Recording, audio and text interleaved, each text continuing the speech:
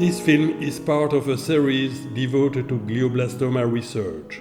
For over 20 years, there has been no decisive progress in the treatment of this difficult and lethal brain cancer. Few laboratories are investing in research because it remains a relatively rare cancer. Those who devote their time to trying to cure and treat it are all the more deserving. They are the true heroes of our time. They work at the cutting edge of scientific development. Knowledge and techniques are advancing rapidly and must be mastered to understand the defense and resistance processes of this brain tumor. Patients and their family all live in hope of the success of current research. We intend to present some of these, starting with those supported by the Belgian Cancer Foundation. As well as providing information through these short films, we also want to help research. A link under the video will enable you to donate for the Cancer Foundation. If you write glioblastoma as the reference, your contribution will be allocated to related research. The battle is on. We need to support research so that more researchers can get involved. Today we are meeting Professor John Duerinck at AZ Brussels, the VUB's University Hospital, on the 4th floor where the neurosurgery unit is located. First of all, Professor Duerinck, thank you very much for accepting this interview. Could you introduce yourself and tell us about your research into glioblastoma? From what I understand, you are using patients' own immune mechanism to fight and to destroy tumor cells. So far, this approach, from what I know, has not been as successful as with other cancers. Could you tell us a bit more about your approach and your specific approach to overcome this difficulty? So my name is Johnny Duerinck. I'm a neurosurgeon and a researcher at the University Hospital in Brussels. And since the beginning of my training in neurosurgery, almost 20 years ago now, I was also involved in the neuro-oncology consultations, so providing the medical therapy for all brain tumor patients. And this was always mainly focused on glioblastoma patients because these are the most, this is the most frequent intrinsic brain tumor, first of all. And second of all, for these patients, there's a high unmet need of treatment. So that means that the patients have standard treatment when they are first diagnosed, so they undergo surgery and then radiation and chemotherapy. But then when the patients recur, there's really no standard therapy that has defined or for which it has been shown in a randomized trial that survival is improved. So the research that we did initially was mainly focused on anti-angiogenic treatments, but this proved to not improve survival of the patients. So approximately 10 years ago, we made a switch to immune therapy. And the immune therapy that made the whole field so popular are the so-called immune checkpoint inhibitors. So in tumors like melanoma or lung carcinoma, these are tumors that typically have a lot of mutations and a lot of changes that can be more easily recognized by the immune system. So in those patients, these new medications at that time, which are called the immune checkpoint inhibitors, proved very effective. And so at that point, a lot of trials were set up also in glioblastoma, for example. And it seemed that giving these medications in the intravenous way to the patient is either with a glioblastoma is too toxic for one. If you give the combination of treatment that the patients would need, is too toxic and not effective. So it does not improve survival. It doesn't seem to change anything in the evolution of the patient. So the question then is, why is that? Why is glioblastoma so resistant to immune therapy, and what should need to be done to improve their response to that? Well, it seems that when you look at a glioblastoma, it's a very as we call it, immunologically cold tumor. So that means that there's not a lot of immune cells that are active. There's not a lot of new mutations, because any tumor that has new mutations expresses new proteins on the surface and is more easily recognizable as foreign to the body by the immune system. And glioblastoma doesn't have that. It also prevents the influx of the immune active cells, which we call the T cells. So in that respect, we know that simply giving an intravenous administration of these immune checkpoint inhibitors clearly is not enough. So we started looking into what could be the cause of that, or how we could improve it. And so the blood-brain barrier already is one problem. So that means there's a barrier between the blood and the brain itself, which prevents large molecules from passing into it. And if they do, then it's at a decreased dosing. So to overcome that problem with the blood-brain barrier, and also because we don't want to give too high dosing because that gives toxicity in the rest of the body, we started exploring the local administration of immune checkpoint inhibitors. So that means in patients with recurrence of their glioblastoma, for which we can offer surgery, we perform the surgery, the tumor is resected as completely as possible, and then the medication is injected into the wall of the resection cavity, so directly into the brain. That means that the dosing can be a lot less. It can be kept locally as well, so there's a lot less toxicity and potential better effects also of the treatment. So this was the program that we then started to do in 2017. And so we set it up as an adaptive phase 1 trial, meaning that we were able to change the way we administered the treatment and the dosing in function of how the patients reacted to it. So the whole goal of this whole program was mainly to demonstrate that it was safe and feasible, that this is a potential method that can be used to administer immune therapy. And we're glad to see that a lot of other groups have meanwhile taken over the method, not necessarily to administer immune checkpoint inhibition, but also other forms of immune therapy like oncolytic virus therapy or CAR T cell therapy. So these methods are also more and more being locally administered, mainly to prevent side effects and to keep the dosing of whatever you have to administer low. So we also hypothesized that when you perform a surgery, you also create some influx of immune cells, and the surgery in itself could actually be beneficial for the immune response. So if at that time also you stimulate the immune response, potentially you might get better results. So in terms of results of the study that we have, because I could continue with that, as I said, the main goal of this whole program is mainly to demonstrate feasibility and safety. And this we demonstrated that it is definitely feasible. We also showed in a subgroup of patients from specific cohorts that all patients that responded had a maintenance or an improvement even of their quality of life and their cognitive functioning. So that means that it's not too taxing for the patient to undergo these treatments. It doesn't give too much side effects. It's really generally well tolerated. So that's very important to take into account. That for the patient, it doesn't come across as really too aggressive of a treatment or a method.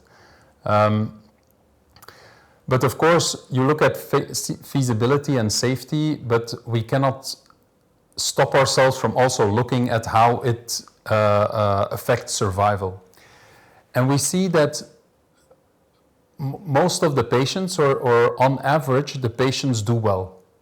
And on average, the patients, they do better than a control group that you would take from any historical patients and even from our own studies that we did before. We have a large subgroup of around 400 patients. And we see that for the whole group of patients in this immune therapy study, whole program, and that's around 120 patients, on average, they do better. Of course, we have to admit that this comparison is not entirely fair, because we are comparing patients that can undergo surgery and that did undergo surgery with patients that couldn't. Also, because they underwent surgery, that means that they were fit for surgery. So this might create some selection bias, as we call it, in the patient group that we included for our immune therapy study. So it's promising, but to really demonstrate whether it really affects survival, this should move on into, first of all, a phase 2 study, and then a phase 3 study where you have a comparative arm to compare to. So patients that you provide with some control treatment, so what you would consider the standard of care at that point. But in the whole program, we did have one cohort where we, next to the immune checkpoint inhibitors, we also administered myeloid dendritic cells. So the dendritic cells are really the orchestrators of the whole immune response. They stimulate the T cells, which are really the soldiers of the immune system. They stimulate the T cells to be active against the tumor. They can also present the antigens to these T cells. And so we were able to isolate specifically the needed dendritic cells from the blood using a leukapheresis. And then these T cells we administered together with the immune checkpoint inhibitors directly into the brain at the end of the surgery. And in terms of safety and feasibility, this was all comparable to whatever we did in all the other cohorts. But we did see that in this group, survival was better than in all the other groups. And you could consider that that group and the other groups have the same type of patients in them. There's no selection bias between that one cohort and the other cohorts. So to us, that means that the administration of dendritic cells and the combination of that with the immune checkpoint inhibition seems most promising, and it's what we will invest more into in the future. Because if there's one thing that's clear, it's that glioblastoma is really a very immunologically cold tumor. It's very resistant to immune therapy because it probably evolved in this way, like it develops resistance to other treatments. Chemotherapy, for example, it will also develop resistance to immune therapy or to the immune system in general. And so to stimulate it to become active or to become, so the immune system can become active against it, more things are needed. Combination therapy is needed. So this means not only checkpoint inhibition and not only one checkpoint inhibitor, because there's different types, but 2 or even 3 checkpoint inhibitors. And there are more than 3 types, but 3 specific types. So anti-PD-1, anti-CTLA-4, and anti-LAG-3. This seems the most promising. And also to combine that with other modalities of immune therapy, like oncolytic virus therapy or dendritic cell therapy, as we just said, or that seems the most promising avenue. So to give a combination of all these modalities to really get the immune system to be active against the tumor. So within our study, we have several patients that have been treated since the beginning or in other cohorts, and that after many years of follow-up still remain progression-free. And this is, so these were patients with recurrent glioblastoma, so I think we can consider that it was the treatment that caused these patients to become progression-free. And so that means that in specific patients, we were able to stimulate the immune response sufficiently enough so the tumor wouldn't come back. And it also has been shown in studies of long-term survivors of glioblastoma that the tumor in itself, so the way the tumor cells look like and how the genetic material is set up, etc., that it's not much different between patients that have long-term survival and those that have shorter survival. So the big difference between all these patients is the way their immune system is active against the tumor. It keeps the tumor on the wraps, And in some patients, this can really mean a durable response for a long time, because when a tumor develops and grows, it's in constant battle with our immune system that tries to keep it down, keep it under wraps, and make it disappear. And the fact that a tumor is actually there means that the immune system lost. But if you are able to reinvigorate this immune response, then potentially you could find a cure or an immunity against further development of this tumor. So it must be admitted that in the study, and this is true in any study in glioblastoma, it's not the majority of patients that have this durable response, but if you see a response in any immune therapy trial, it's typically durable. So that means that there's not a lot of tendency of the tumor to recur. This is typically different when you have a chemotherapy that really was active. Then these responses, especially in glioblastoma, are typically not durable, meaning that after a couple of months, sometimes 1 year, the tumor does recur. So that's the big difference. And that's also the whole idea of immune therapy, to really have the own body battle against the tumor and keep this battle ongoing for the rest of the time so the tumor can't recur. But we are not there yet at this moment. So our study is indeed could be or should be considered a phase 1 study, but we made it an adaptive phase 1 study.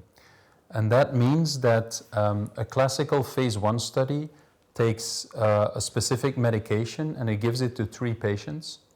And if these 3 patients support it well, then you increase the dosing and you give it in another 3 patients. And then if some start getting side effects, so then you go back 1 dosing, and so you determine the dosing. So we use the same schedule of having 3 patients at each time, but instead of always increasing the dosing, we started with adding medication for the next 3 patients. So not only 1 immune checkpoint inhibitor, but adding 2. Then in a following cohort, we started putting in a catheter at the end of the surgery as well, so you can continue the local administration every 2 weeks after that. Then, as I explained earlier, we started adding the dendritic cells. And this way of doing an adaptive sort of study, it gives you results quicker. Now, this might come across as a bit of impatience, but the problem is that a lot of things in glioblastoma research have gone through the classical phases of a phase 1, where the safe maximal tolerated dose is defined.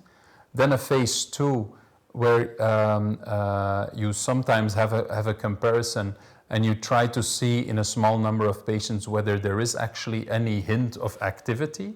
And then when you think, okay, this is perhaps has activity, then you go to a large phase 3 trial, and then you have to do a randomized control trial. So this whole, and then when a phase 3 is positive, then it goes to market. But when a phase 3 is negative, you have lost 10, 15 years of time from the development until you know that the phase 3 is negative, and then you have to start all over again because you only answered 1 question: is this drug really active? So because there have been so many negative trials in glioblastoma, so many patients that underwent treatment that turned out to be ineffective, the whole concept of going through those classical phases is being taught. So people are thinking about it and trying to look whether it can be done in another way.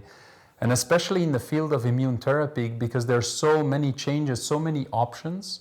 There's, as I said, the immune checkpoint inhibition, the different ways of administering it. There's the oncolytic virus therapy, the vaccination therapy. It could be a normal vaccination, could be local dendritic cell therapy like we did. And then there's the CAR T cell therapy and other forms of T cell therapy. So with that many options, it seems like a better idea to have small scale studies that can be quickly adapted to incorporate new methods, and then if you see a signal of good results, then you could move on to a larger trial to really demonstrate safety. Thank you very much, Professor Duerinck, for this extremely interesting interview. Just a last question. Do you think that the research and the studies for glioblastoma and other relatively rare cancers are correctly funded? Are the main laboratories funding you and cooperating with you or with others, or are you depending mainly from public spending and donation?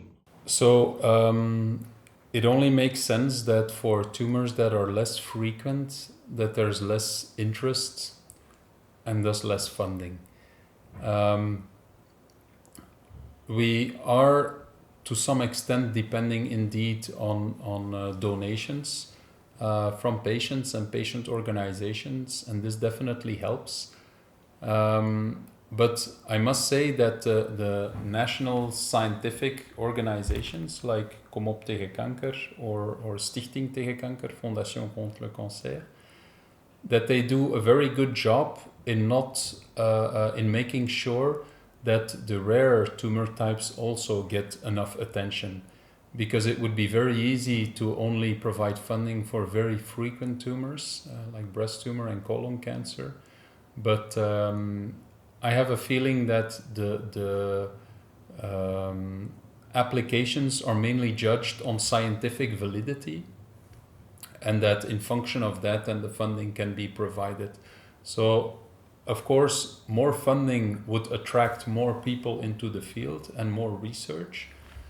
But on the other hand, as soon as a company thinks that there's some interest or that it could be positive, that they develop a specific drug or a specific method, also from their side they will provide the funding. So if there would be more money in the field, then more people would be interested in it. But I still think that if there's good ideas and then the application for the funding, and like in the program that we did, there's a potential immediate impact on patient survival, then I think it is possible to receive sufficient funding. It can always be more. It would make things easier, of course. But I think that at least in Belgium, that if you have a good idea that's sufficiently well, that has a good foundation, scientific foundation, that you should be able to find funding.